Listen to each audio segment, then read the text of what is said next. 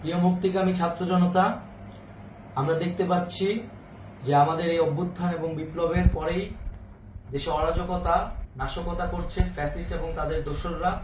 আমরা দেখতে পাচ্ছি যে বিভিন্ন জায়গায় এখন গোলাগুলি চলছে, মন্দিরে হামলা হচ্ছে এবং নাশকতা ও লুটপাট করছে।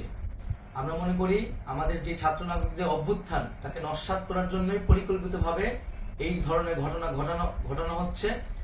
আমরা সেই সরকারের যে প্রস্তাবনা 24 ঘন্টার সময় নিয়েছিলাম, জরুরি পরিস্থিতি মোতাবেক আমরা এখনই তার একটি রূপরেখা ঘোষণা করছি।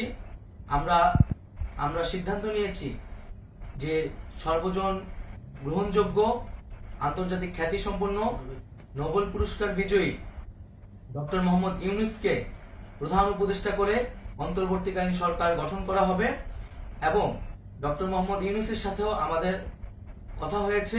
তিনি ছাত্র জনতার আহ্বানে বাংলাদেশকে রক্ষা করতে এই গুরু দায়িত্ব নিতে সম্মত হয়েছে।